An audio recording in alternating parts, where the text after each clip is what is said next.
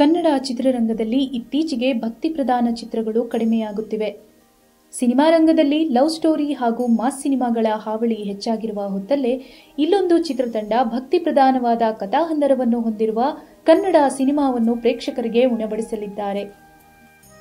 ಹೌದು, ಶ್ರೀಚಕ್ರ films banner ಅಡಿಯಲ್ಲಿ ಹಾಗೂ ಶ್ರೀ ಕೆ.ಎಂ. ನಂಜುಂಡೇಶ್ವರ ಅವರ ಕತೆ ಹಾಗೂ ನಿರ್ಮಾಣವಿರುವ ಸಿಂಹರೂಪಿಣಿ ಎಂಬ ಕನ್ನಡ ಸಿನಿಮಾವೊಂದು ಭಾನುವಾರ ಗುರುಪೌರ್ಣಿಮೆಯ ದಿನ ಚಿತ್ರದಲ್ಲಿನ ಪಾತ್ರಗಳ ಪರಿಚಯದ ಟೀಸರ್ ಅನ್ನು ಬಿಡುಗಡೆ ಮಾಡಿಕೊಂಡಿದೆ.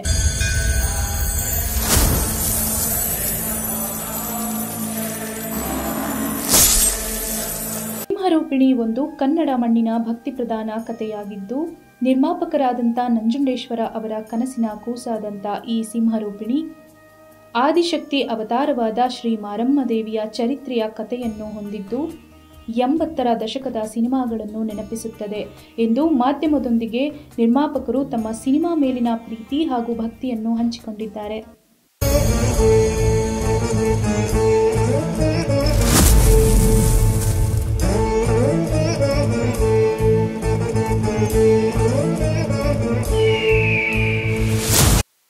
ಇನ್ನು ಈ ಸಿನಿಮಾದಲ್ಲಿ ಕಿನ್ನಾಳ್ ರಾಜ್ ಅವರ ನಿರ್ದೇಶನವಿದ್ದು, ಸಿನಿಮಾದ ಚಿತ್ರೀಕರಣ ಪೂರ್ಣಗೊಂಡಿದೆ.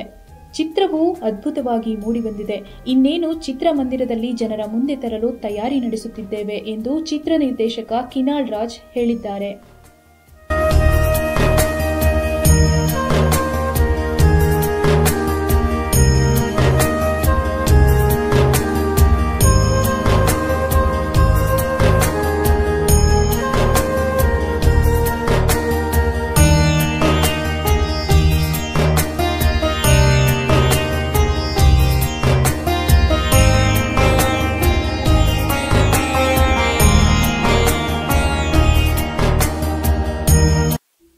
ಕನ್ನಡ ಮಣ್ಣಿನ ಸೊಗಡು ತುಂಬಿರುವ ಈ ಸಿನಿಮಾದಲ್ಲಿ ಕೆಜಿಎಫ್ ಸಿನಿಮಾದ ಮೂಲಕ ಹೆಸರಾದಂಥ ಸಂಗೀತ ನಿರ್ದೇಶಕ ರವಿ ಬಸ್ರೂರ್ ಅವರ ಪ್ರೋತ್ಸಾಹ ಹಾಗೂ ಸಹಕಾರವಿದ್ದು, ಆಕಾಶ್ ಪರ್ವ ಅವರು ಸಂಗೀತ ನೀಡಿದ್ದಾರೆ ಹಾಗೂ ಕಿರಣ್ ಕುಮಾರ್ ಛಾಯಾಗ್ರಹಣವಿದ್ದು, ವೆಂಕಿ ಯುಡಿವಿ ಅವರ ಸಂಕಲನವಿದೆ.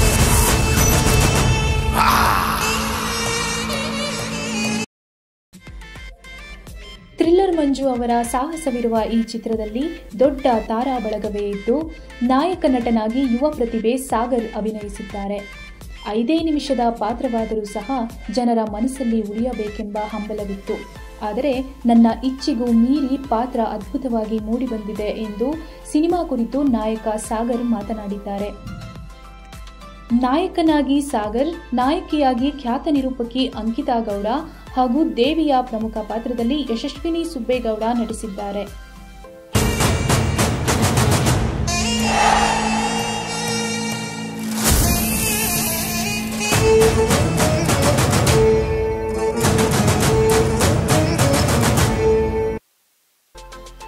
ಇನ್ನು ಪ್ರಮುಖ ಪೋಷಕ ಪಾತ್ರಗಳಲ್ಲಿ ಹಿರಿಯ ಕಲಾವಿದರಾದಂತಹ ಹರೀಶ್ ರೈ, ವಿಜಯ್ ಚೆಂಡೂರು, ನೀನಾಸಂ ಅಶ್ವಥ್ ಇನ್ನೂ ಮುಂತಾದ ಕಲಾವಿದರ ದಂಡೇ